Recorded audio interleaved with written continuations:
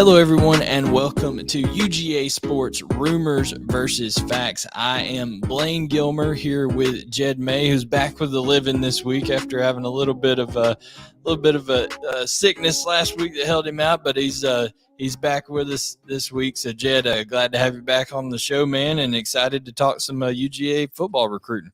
Yeah, to all those who questioned the legitimacy of my illness last week, going to bed at 8 o'clock, it doesn't lie for anybody. So, but yeah, glad to be back. There's a lot of stuff going on. We had 2024 5 stars released today. We had obviously the amazing combine performance of these guys last weekend. So, lots to talk about. Yeah, it's definitely very busy, and we can start right there, Jed. They say everything points back to recruiting, right? Especially with Kirby Smart, everything is aimed towards recruiting. You have to think that with the unprecedented performance that just went down in Indianapolis, that Kirby Smart's having a field day, just calling up these recruits and pointing to what just went down over there. Yeah, and it's you look at it, every aspect of this program. You've got what George Pickens did as a testament to the medical staff. You've got what Jordan Davis and Devontae Wyatt did as a testament to how these coaches can develop guys. And you've got the top end guys that came in as 5 stars doing what they did. I mean, every aspect of this program.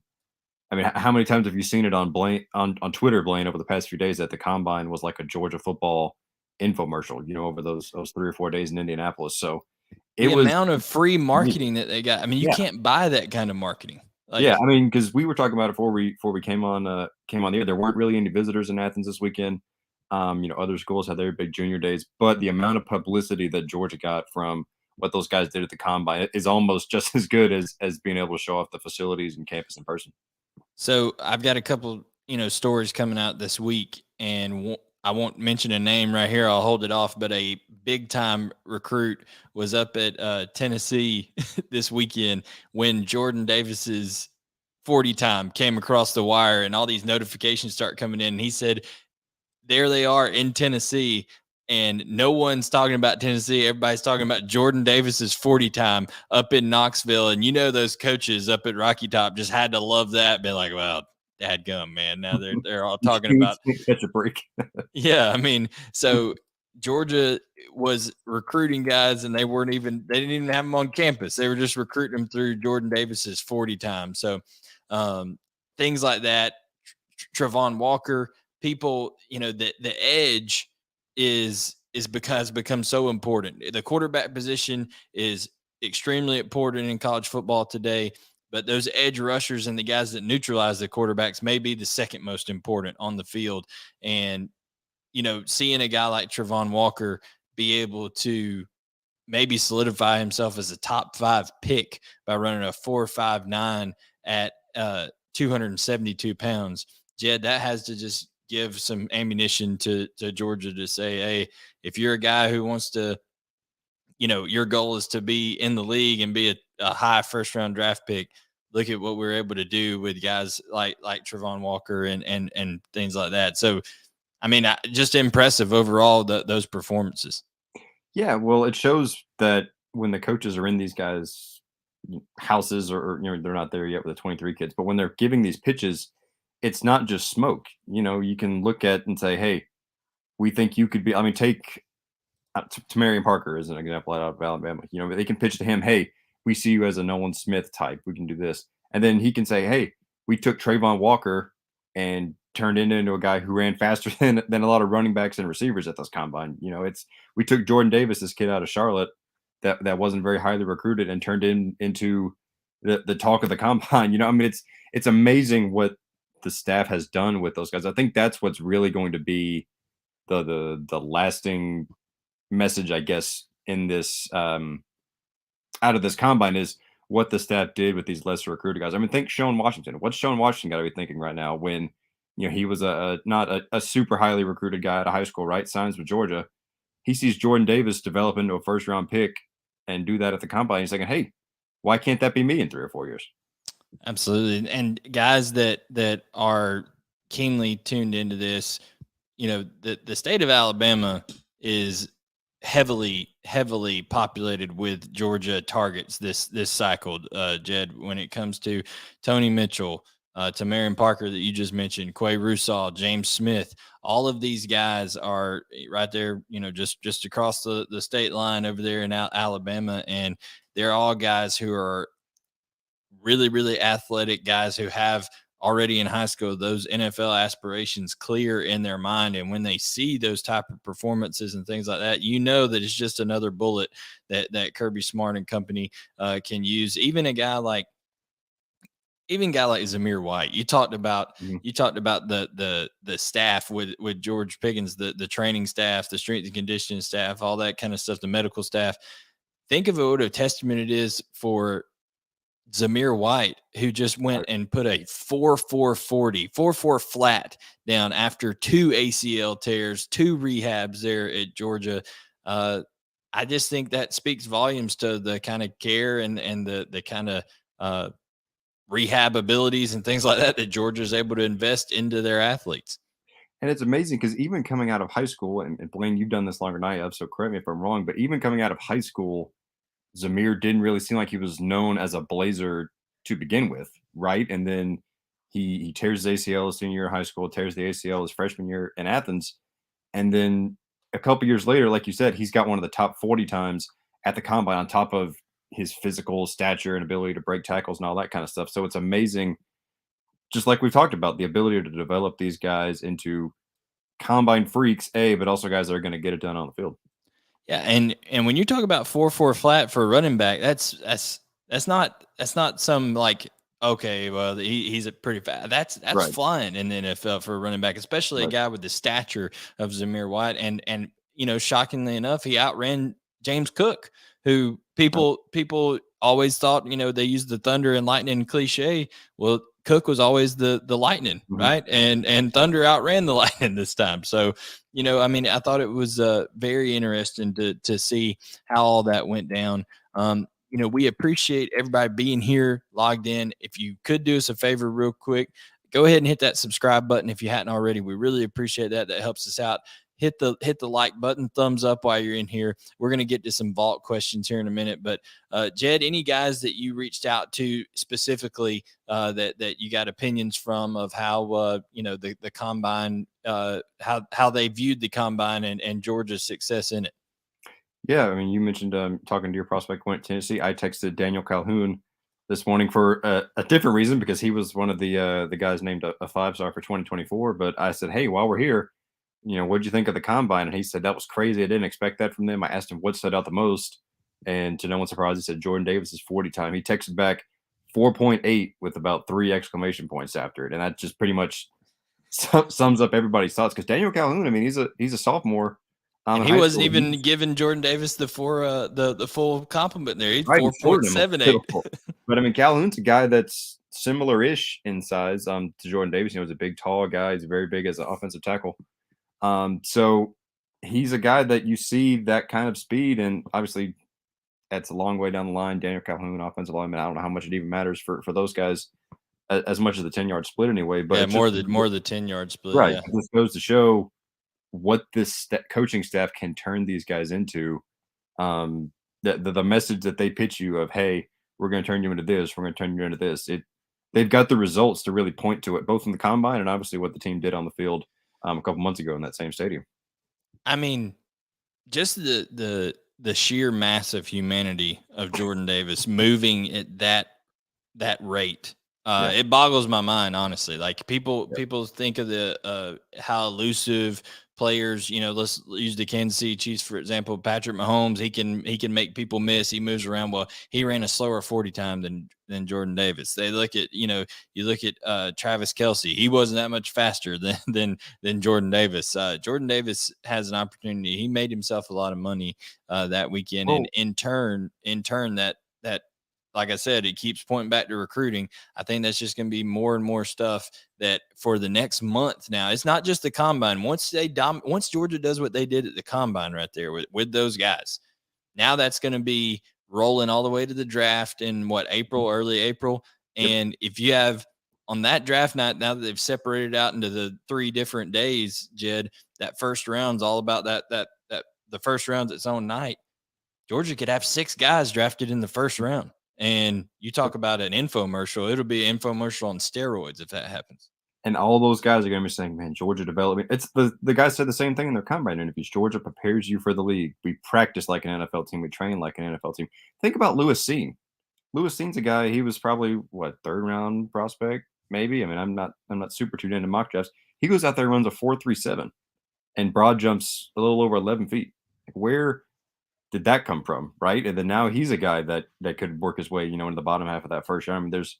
I mean, he's a guy that half of Georgia's defense could go in the first round. I mean, when you put it in terms like that, And it's crazy. if I'm the Sacred Grove on here on YouTube putting some comments up here asking if to see other guys run and talking about Zion Logue, the next project. Here's the thing: if I'm any of those guys that just laid down those 40 times, I'm not running at the Nope. pro day. I just sit that out. Yeah. I may do some stuff, things like that, but the pro day is not going to be for most of those guys, in my opinion. Maybe Nakobe Dean has to get out there and run and show what he can do. A lot of those guys said they're going to do bench at pro day. A lot of guys said they're going to wait till pro day to do bench press. But yeah, like you said, there's nothing that you're going to improve on when you lay down times like that. Just let it go. Yeah, and Jamari Sawyer with the 31 reps on the bench press too. So, like I said, that probably Daniel Calhoun, all those offensive linemen probably interested in that as well. So, a big day. We have pieces coming out on Tamarin Parker, on Jaden Wayne, who across the country, and I'm going to say right now, Jaden Wayne, who's one of the top edge defenders in the country, and also Tamarin Parker. Two guys that have recently seen their recruitment ratchet up from Georgia, and that's because of one coach, Chidera Uzo-Diribe. This man has hit the ground running, Jed. He's not coming in here and trying to get his bearings and all this kind of stuff. He was recruiting Jaden Wayne all the way back when he was at TCU for a little bit there, and that has carried right on through now to Georgia. And then Tamarin Parker, Robert Muschamp has that great relationship with him. Will Muschamp's son, who's a quality control coach on Georgia staff, but also now, it was mostly Robert Muschamp early, but now, having spoken to him here recently, it's Uzo-Diribe that's really starting to pick things up and talk to him, and also Kirby Smart as well. But the more and more I talk to recruits, Jed, the more I hear about Uzo-Diribe. Right, and we hear those same words: energy, passion. I mean, I talked with guys at the Under Armour camp. I didn't get to mention this last week because of my supposed mystery illness, but I mean, we talked with Rico Walker, who said he has a relationship with Uzo-Diribe, dating back to his previous spouse. We talked with Gabriel Harris out of Thomas County Central. Said he talks with Uzo-Diribe every day. They listen to the same music. I mean, Hunter Osborne out of Hewitt Trustville is speaking with both Trey Scott and Uzo-Diribe, and you said he hit the ground running. He was running when he jumped out of the plane or jumped off the truck to get into Athens. I mean, he has made such an impression on all these top targets. I mean, immediately after getting this job in Athens, and time will tell if it pays off with a huge edge haul this class. But it's certainly you can't ask for a much better start than Uzo-Diribe's gotten off to so far.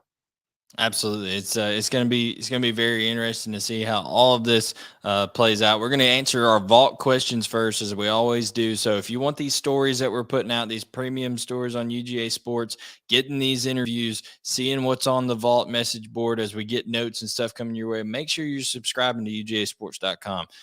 It's something that pays for itself if over just a short amount of time. If you, especially with the team coverage that Dash and Roddy do, Dane and Brent with their video breakdowns and things that they do as well. So, and then of course all our recruiting coverage with Jed and myself and Trent Smallwood, who's not able to be here with us tonight, but we appreciate everybody doing that, and we hope that you'll join if you haven't already. It's been around since 1997. Must be doing something right, Jed.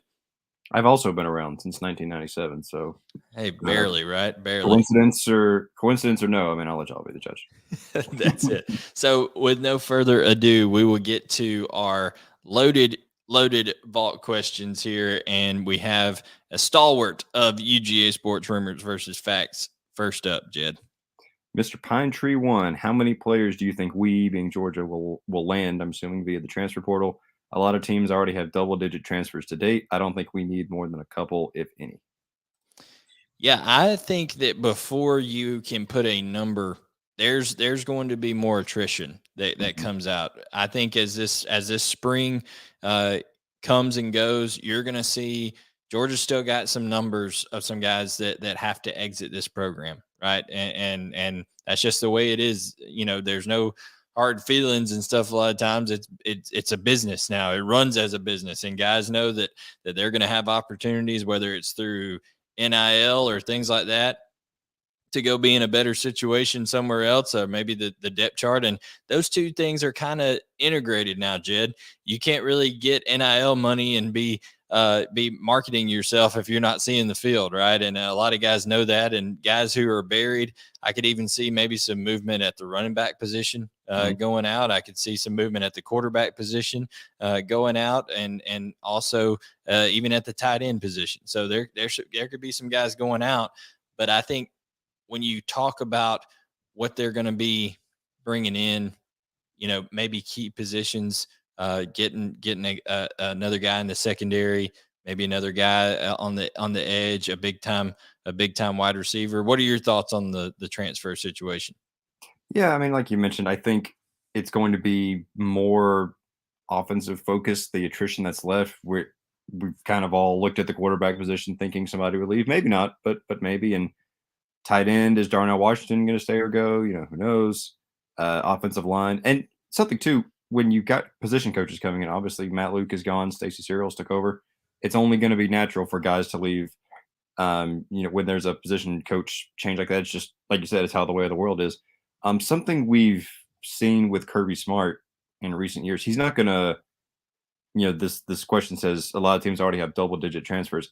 Kirby Smart is not going to bring in double digit transfers just for the Well, sake of those bringing double digit transfers. those Like, teams too. Those teams too. The cupboard was bare. Like Florida exactly. and Florida, there was a mass exodus when the Dan Mullen situation went down. They lost a lot of guys. They had to bring in a lot of transfers. Arkansas.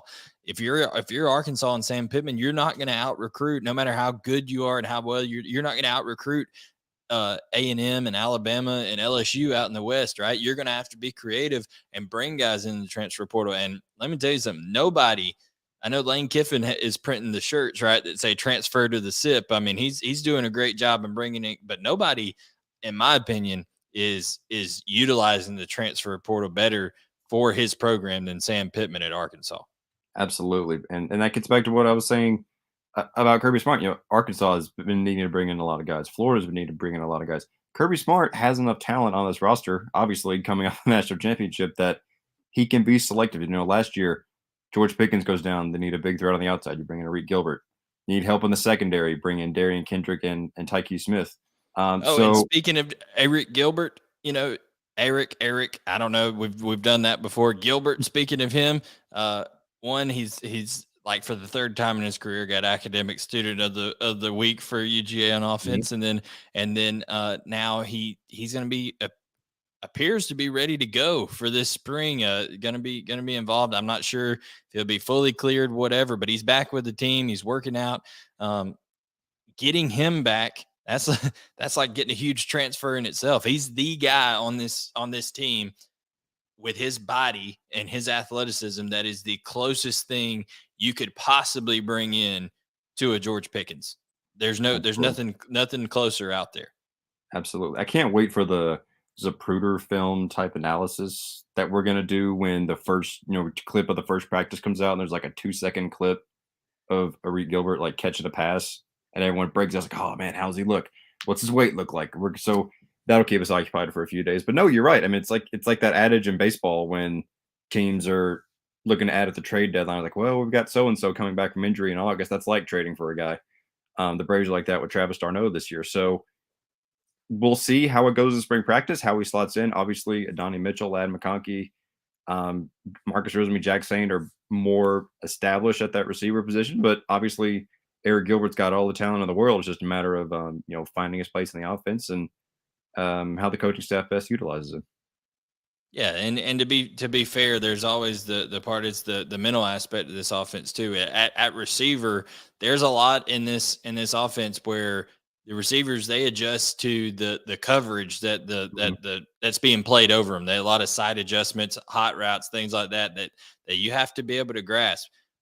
I'm not saying that it was a major problem, or that Georgia did not want Jermaine Burton, but there's several reports out there that Jermaine Burton had a tough time and busted quite a bit at the receiver position. So, and a guy even as talented as him, um, that's that can be an issue. So you got to find the guys that are able to process information, make sure that their assignments are correct. And I think you saw that with how Georgia ended up dispersing things at the receiver position. So that will be an interesting thing going forward. But I could see receiver, outside linebacker, and secondary being where they add some guy, maybe even a big interior defensive lineman. You know, like if it's a guy who's got a lot of experience and things like that, because they're going to be fairly young. I know they got Zion Logue and some others. Sorry, I got a little pop up there on the computer. Zion Logue and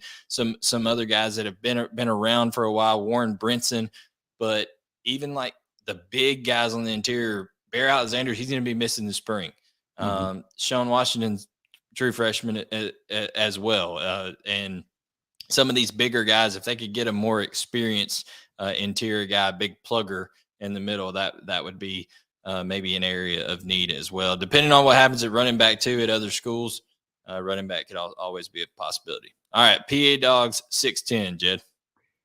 My buddy PA Dog. What are your top 3 players needed for the 2023 class? And he says, I hope I'm attending instead of playing sick. Well, I spent the weekend working on an excuse, and then he called me out like that. So I'm here now. Appreciate it. I got him a Honing Valley Scrapper shirt on. That's almost Pennsylvania. So appreciate you watching, PA Dog. Blaine, your top 3 players needed for the 2023 class. Who are you going after hardest if you're Kirby Smart? I think that you're going to need running back talent tremendously in this class, because like I said, there could be attrition in the spring. The likelihood of both Kendall Milton and Kenny McIntosh coming back, or more than one of them coming back, is not very high after this season. One of those guys is probably poised to have a huge year and break out and go to the next level. So I think running back's gonna be huge. I'd put Justice Haynes as one for sure. I think Caleb Downs is a guy that you gotta try to keep him in state. I know his brother goes to North Carolina, but he's one of Jed, and you've seen him play in person, maybe even more than I have. I've seen a couple games. He's one of the more gifted players, just natural football players that I've seen in a long time. Caleb Downs is. He's so like just natural and fluid back there as safety. But he also, I mean, he is a missile coming up. He's not. I don't think he's as big, probably as Lewis Seen is, but he has a similar like beeline to the ball. When a running back breaks the outside or whatever. So, I mean, he's a guy. He came to Georgia on March 1st, first day of the contact period. I remember he spoke about Kirby Smart and company watching his basketball game on the first day of the January contact period, open period, whatever. So obviously, Georgia's on him really hard. So is Alabama and Ohio State and, you know, North Carolina, obviously. So it's going to be tough. But yeah, he's definitely a guy that this staff's going to want to add for sure. Yeah, and then of course the obvious answer, kind of the cop out answer, when you're in Sunday school and somebody calls on you, Jesus is the answer. Well, and when you're talking about anything recruited in 2023, Arch Manning's the answer right there. So and the reason Arch Manning, a lot of people say, well, is it the competition level, all that kind of stuff, and things like that. Here's the deal: when you got a guy that's as polished as he is, has the pedigree that he does, and the marketability that he does in this world of NIL and things like that, and collectives for schools and stuff like that, it's kind of a high tide raises all boats scenario. And if you get an Arch Manning in there, Jed, it's a lot more than just a true freshman coming in. It's a whole marketing campaign, donation campaign. Yeah. It's a lot that comes with it, and that's why Arch Manning, I feel, is so important to this class for both Georgia and Alabama. Yeah, I thought I was gonna, pull one out of my hat with saying Arch Manning for one of my three, but I guess you stole that one from me. So, in the interest of mixing it up, I'll say I think Georgia needs a top flight receiver.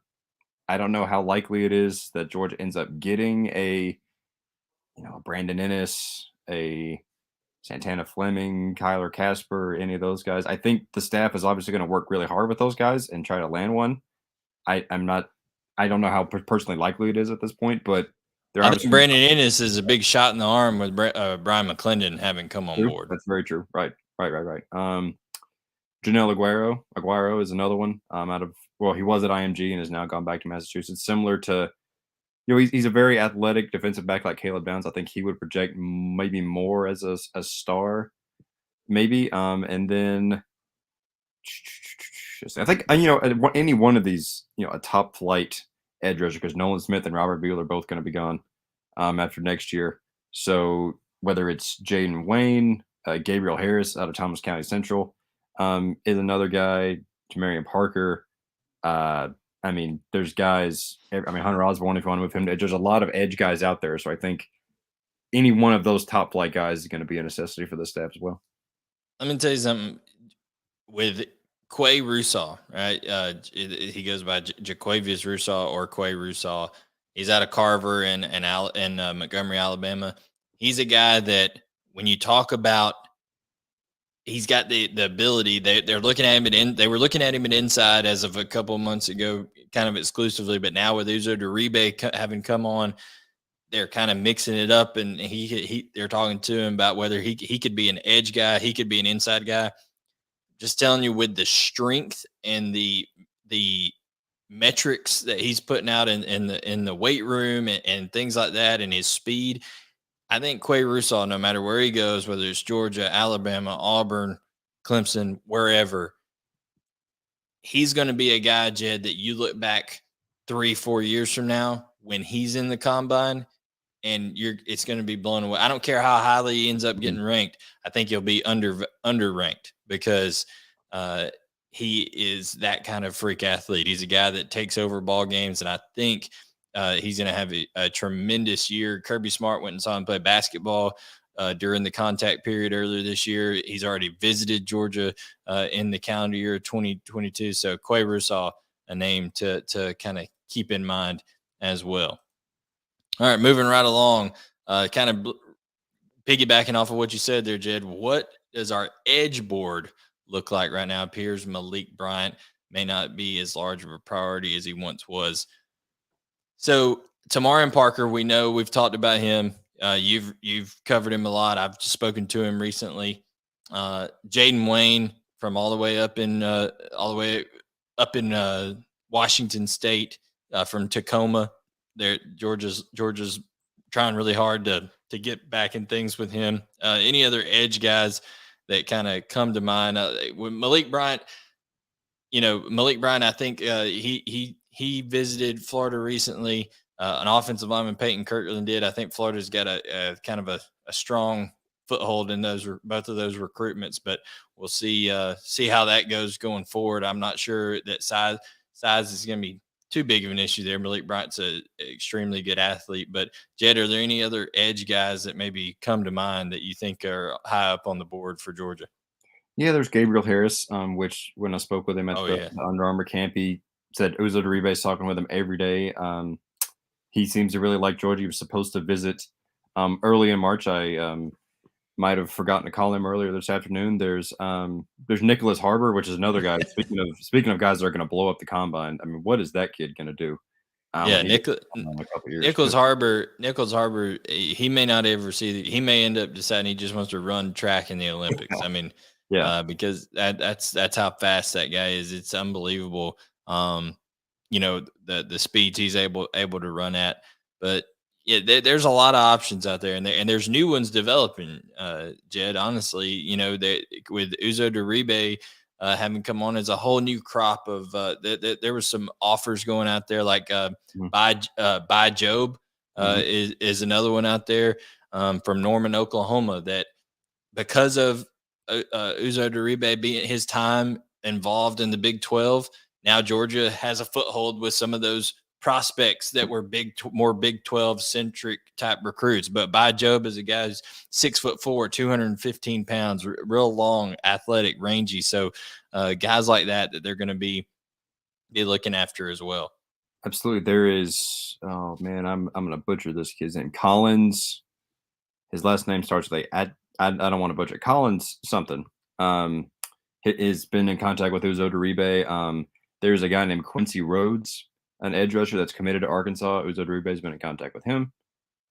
So like you said, a new position coach comes in, and there's a new, not necessarily a new wave, but there's new guys that come on the radar that have had relationships with that position coach before. And obviously with Uzo Duribe, I mean, I wrote that story on him a few weeks ago, right? All those new offers going out, and as time goes on, we'll see how many of those offers end up, end up, um, end up coming in Athens. And we think of CJ Madden, right? At this time last year, nobody knew who CJ Madden was. He was either committed to Colorado or was going to be committed to Colorado shortly, and then obviously decommits in June and ends up in Athens. So it's going to be something to watch as he firmly establishes himself at Athens, keeps building those relationships with those guys he knew from before, to see if any of those guys end up following him over to Athens.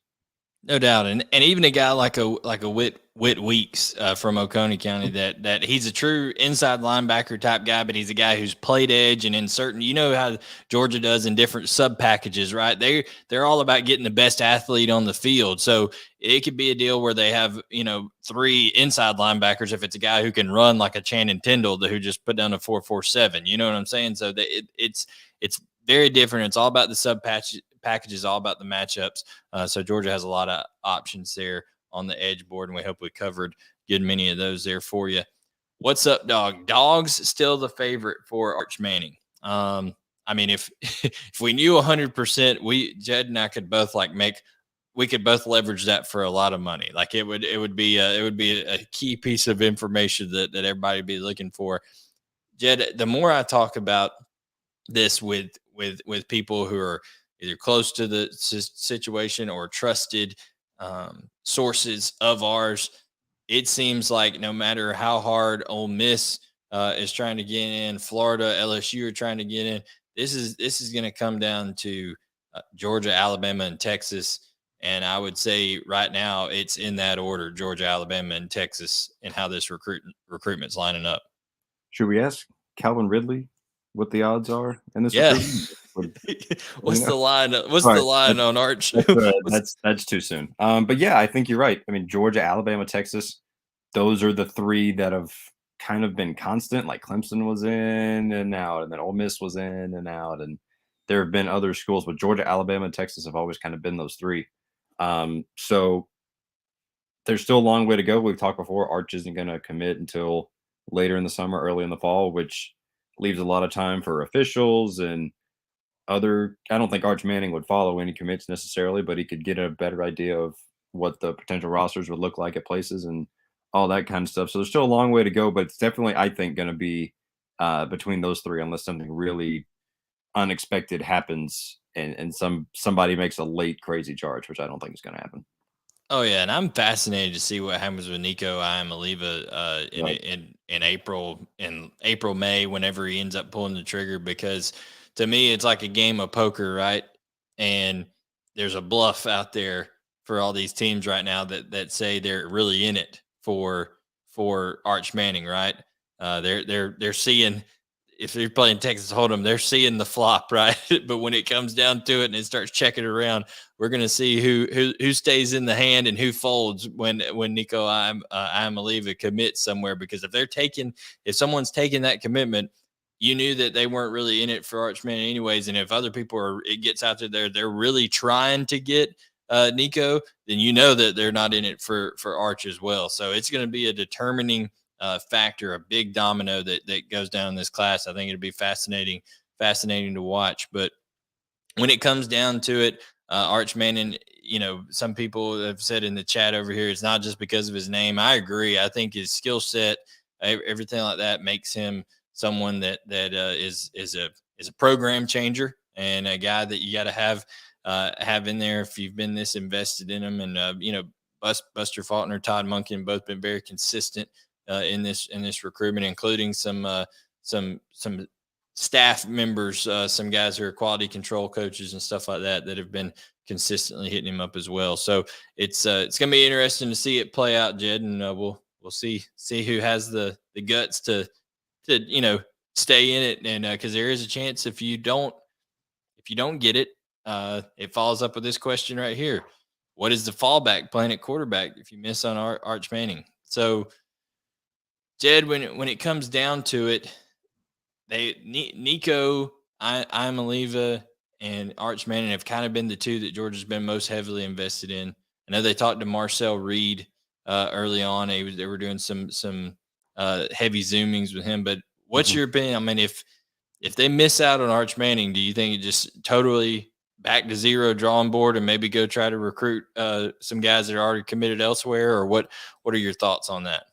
I mean, it's like you said, Nico Iamaleava can't really be a fallback option because he's already going to be gone by the time Arch Manning commits. So, I mean, Dylan Lonergan is out there. Dylan Lonergan, and he's a guy that plays two sports.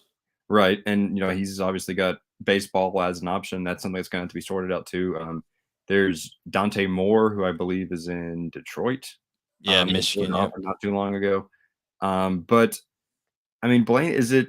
I mean, I'll get your opinion on this. Do you think it's a certainty that Georgia even necessarily takes a quarterback in this class if they don't get?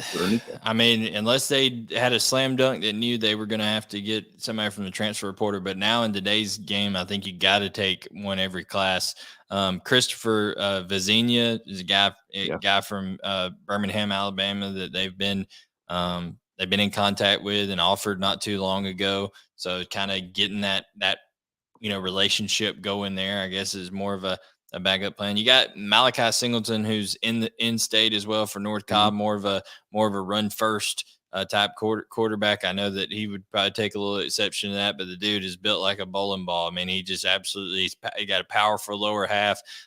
He throws the ball extremely well, it has a strong arm as well, but Malachi Singleton definitely more of a dual threat quarterback in my opinion. But those would be the kind of guys that you're looking at after that. Marcel Reed is definitely someone that I'm a lot higher on than his ranking because he plays in a pro style system.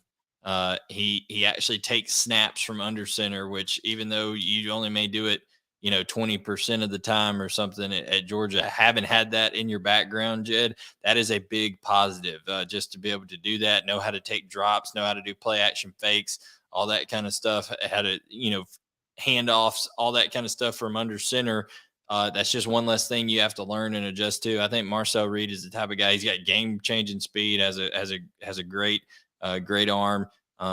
He's being recruited heavily by a lot of SEC and ACC schools. So it's going to be interesting to see what happens if that does. But I think that, Arch Manning it's Arch Manning or bust right now for this Georgia staff. So then they'll get to plan B when plan B, like Kirby Smart once famously said, the plan is there is no plan, so that we'll see what happens. And that was famously of a quarterback situation in itself. So old Green Timber, Jed, what's Green Timber got for us? Green Timber says, seems like we let Webb, as in Trayon Webb, explore his options. I know we're all in on Ruben Owens and Justice Haynes. Is there a plan C now that Webb is looking somewhere else?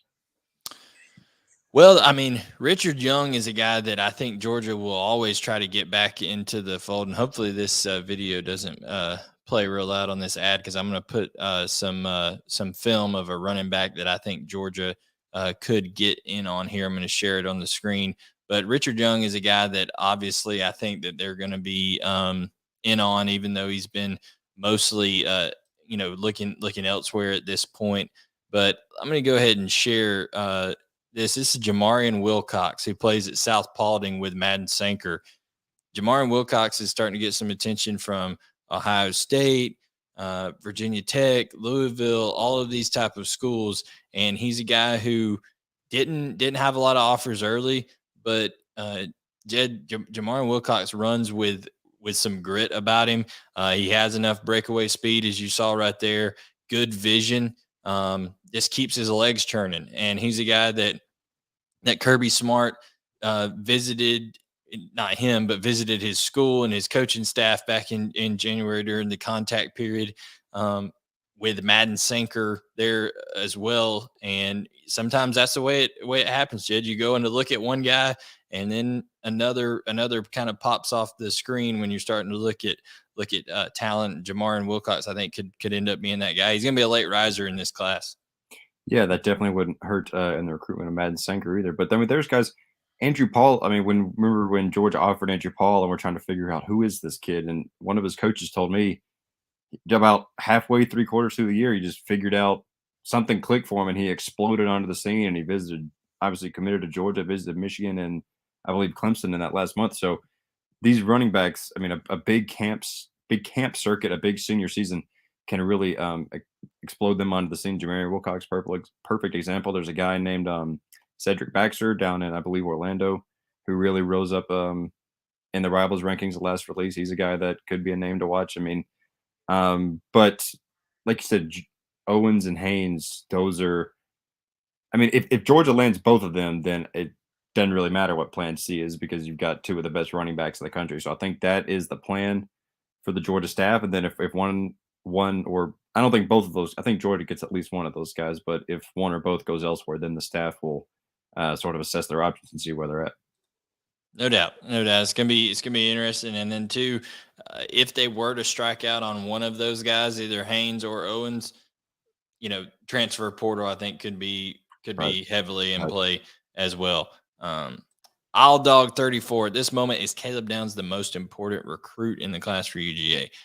I'm of the opinion, and this all comes from talking to trainers, talking to coaches at high schools and things like that. Even though Georgia's won a national championship, even though things worked out this year, I think a lot of these guys are still looking to see what's going to happen at the quarterback position for Georgia going forward. So, in my opinion, I think it's despite Georgia winning in a tremendous fashion with a elite defense that's going to dominate the NFL draft this year. I think Arch Manning's the most important recruit in the class. Caleb Downs wouldn't be far behind. Justice Haynes wouldn't be far behind. And then, of course, the lines of scrimmage always are very important, Jed. But I think he may be the most important defensive player, either Caleb Downs or Quay Russaw, in my opinion. Yeah, I could see that. I mean, Caleb Downs, especially in this class, or when you look at this class Georgia just signed, because there's really not necessarily a true pure safety. I mean, Malachi Starks could probably play there, Corey Thomas. But I mean, like we were talking about a minute ago, Caleb Downs is so just a natural fit at that safety position. He is huge to bring in this class. And again, I hate to say it, but I mean, Brandon Ennis is a guy. If Georgia lands that number one receiver, and going forward, if he produces in Athens, that could kind of lift the veil or hex or whatever you want to call it with Georgia trying to get these top receivers. But I think Caleb Downs is probably more realistic maybe for Georgia at this point. But yeah, like I said, Arch Manning is really the one that's going to stir the drink offensively and defensively, I think. And two, when you mentioned Brandon Ennis, it's time for a Georgia wide receiver coach to kind of break the curse, I guess, for the Right. last couple of years of not being able to pull in the big fish. I guess George Pickens being the last really big one. When you talk about a bona fide 5-star that everybody was clamoring over, things like that. So that would be huge for BMAC to kind of get that going early on in his second tenure here with UGA. All right, what's Big Dog saying over here, Jed? Yeah, currently, what are our chances of getting either or both class of 2023 prospects, wide receiver Brandon Ennis and cornerback AJ Harris? Well, we just talked about Ennis a good bit. I think Ennis is, whether it's USC, Alabama, Georgia, Miami, there's so many people still involved in this recruitment. It'll be one that'll last all the way through till December. So I think we got a while to go off that. We just talked about him. You're more in tune with kind of what's been going on with AJ Harris, things like that. Give everybody an update on AJ. Yeah, he was planning a commitment in January. He backed off. There was obviously a lot of coaching turnover in the football coaching world. Georgia is not really up at the top right now. They're behind, there's Ohio State, there's Cincinnati with Kerry Coombs is really got his attention. Alabama, Florida with Corey Raymond has really got his attention. So Georgia isn't really up there with AJ Harris at the moment. If he ends up coming on a visit and really starts sparking that relationship with Fran Brown, things could obviously change. But right now, Georgia doesn't really they're not really in there much. Obviously the staff hasn't given up on him, I don't think by any means, but Georgia isn't really one of the top schools for AJ Harris at this point. Oh, no doubt, no doubt. It's I think it's very competitive. It's there's a lot going on behind the scenes as well with all these collectives and NIL opportunities and things like that. And guys are thinking about early playing time, so you never know. But I'm sure Georgia will not lose contact with AJ. Of course, he's been there several times, but I think there's some work to do in that area as of now. And Scuffletown, we talked about the Scuffletown dog. He said, hello, who do you think that we have for running backs that we stand a good chance with? I mean, Justice Haynes and Ruben Owens are by far and away, I believe, the top two targets. In terms of guys that are looking like a possibility to sign at this moment, I would then rank Richard Young in behind that, and then Trayon Webb somewhere behind him. And then looking at guys like the Cedric Baxters and the Jamarian Wilcoxes after him, as we just talked about. But I think that's kind of how things stand there at in terms of the running back position. So what do you think, Jed, going forward this next week? We've got visits coming up, things like that. What are some kind of tidbits we can leave people with here as we're getting ready to have these visits ramp up and spring ball going and things like that? Yeah, spring practice starts next Tuesday. So we'll be having things come out about that. Well, I think more recruits will be coming in during the middle of the weeks and trying to catch spring actual practices during those times. So we'll keep you updated on that. I think we were talking about this earlier, Blaine. March 19th is kind of that the weekend that's really kind of starting to be circled as the big recruiting weekend this month. I think Tony Mitchell's going to be Mitchell there. Will be there. Tamarian Parker's going to be there. Yeah, that's going to be, I think, the big weekend of this month, which is obviously not this weekend, but next. So, they'll be able to kick back in Athens and watch their brackets fall apart and, get the full experience in Athens. So we'll see. We'll obviously have all the reaction coming out from those guys after that. And that'll be big because for a lot of those guys, it'll be meeting the new coaches anyway for, in person for the first time. So we'll have all of the reactions coming out about that.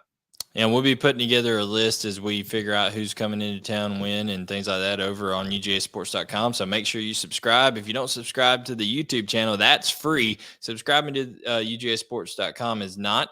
It costs you a little bit, but I promise it'll be worth your time. You get it at a discounted rate to start off with as well. So join UGASports.com. Subscribe to us on here. Hit that like button, and we will catch you guys next time on another edition of UGA Sports Rumors versus Facts.